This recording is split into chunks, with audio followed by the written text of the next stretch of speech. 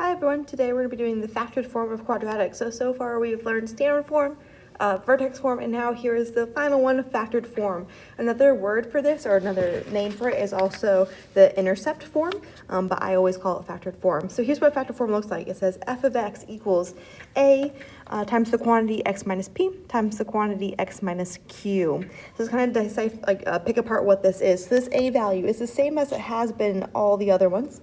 All right, this is your axis reflection.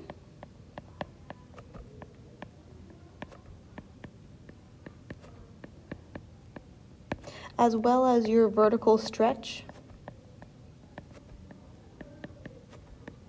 or shrink. So that tells you the same thing it did in both the standard and vertex form. Now, why this is factored form is we have our factors here, x minus a number, x minus a number. That is, if you were to factor a quadratic, what it would look like.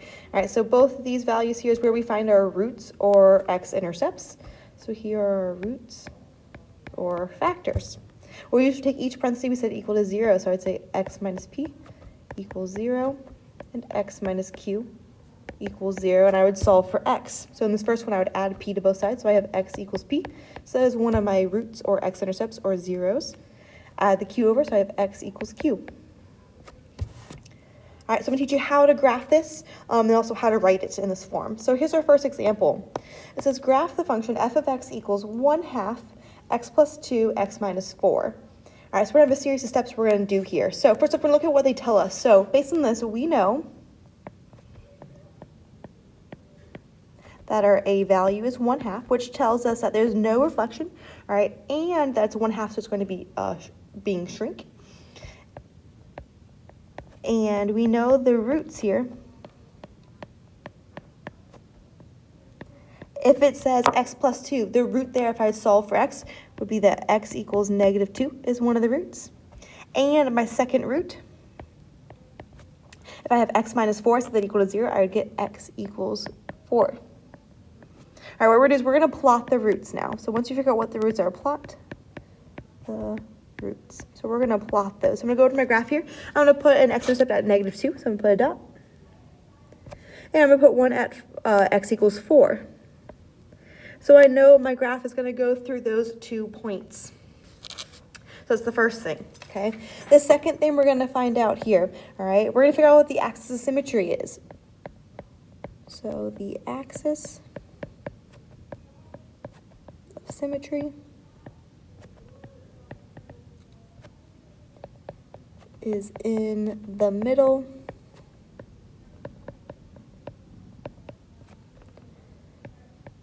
of the 2 roots.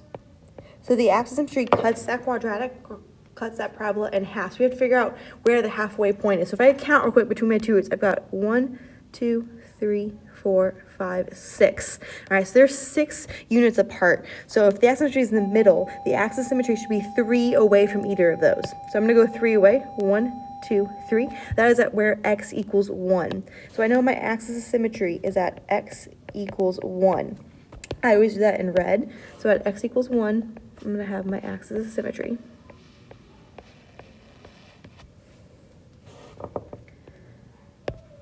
Okay, so we're getting there. So now what we're going to do for step 3, we're going to plug in x equals 1 into the function.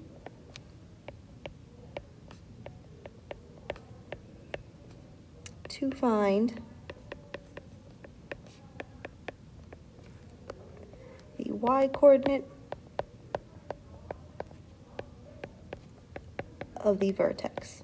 So we already know the vertex is going to be somewhere on this axis of symmetry here. All right, we have to find the y value. So what we're going to do is we're going to plug in 1 into our original function right up here. So when I do that, it's going to be y equals 1/2.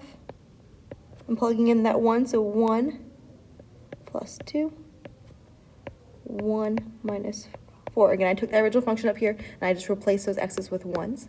Let's do some math here. So I've got y equals 1/2. 1 plus 3 is 3. 1 minus 4 is -3. All right, so I have 1/2 times 3 times -3. That would give me 1/2 times -9, which is actually just negative 9/2. In decimal form, that is negative 4.5. All right, so I know that my actual vertex now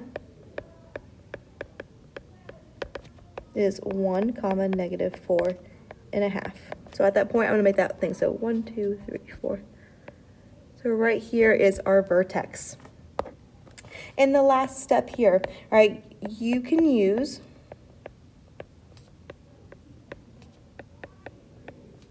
the vertical shrink,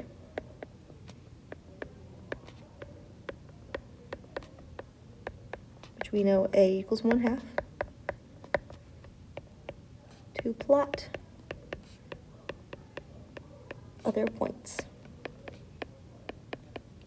So this one we're gonna use like the anatomy of the parabola there. So here's what I do. I write out the anatomy of the parabola. I know a parabola goes over 1 and then up 1.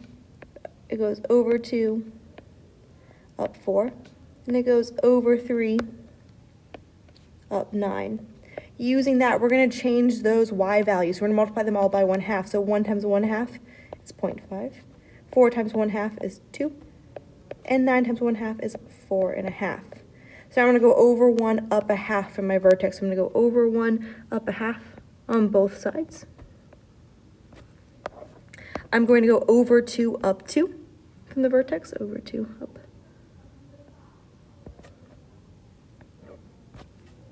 And then I'm going to go over 3 up 4.5, and that would give me to my zeros there. So now I can connect.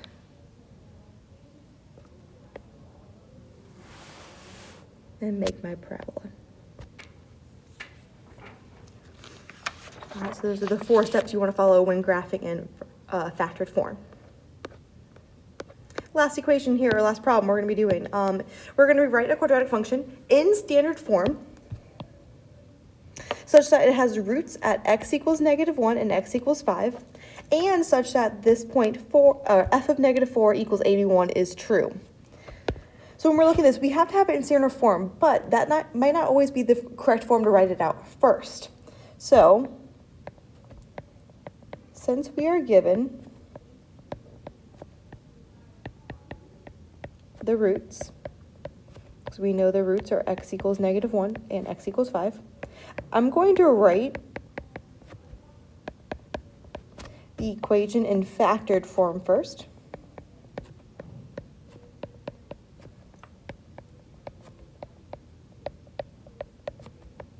And then I know I can always convert the forms into standard form. So in factored form, it looks something like this. F of x equals, I don't know if I have a stretch or a shrink yet, so I'm just keep that as a because it's an unknown. If I have x equals -1, if I unsolve for x, if I add 1 to both sides, in the parentheses it looked like x plus 1.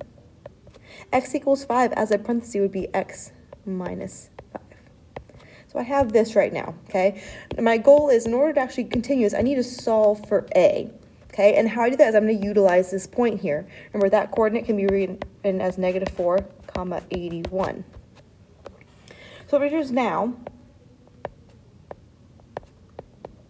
to find your a value, so that the parabola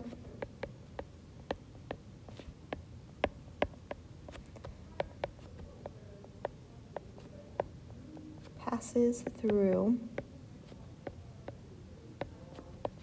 -4, 81. We're going to plug in x equals -4 and plug in y equals 81 and solve for a. So when I do that, f of x, that's going to be my y value, that's going to be 81, equals a. I don't know that. My x value is -4 plus 1, parentheses, -4 minus 5. Let's simplify this a little bit. I've got 81 equals a. -4 plus 1 is -3. -4 minus 5 is -9.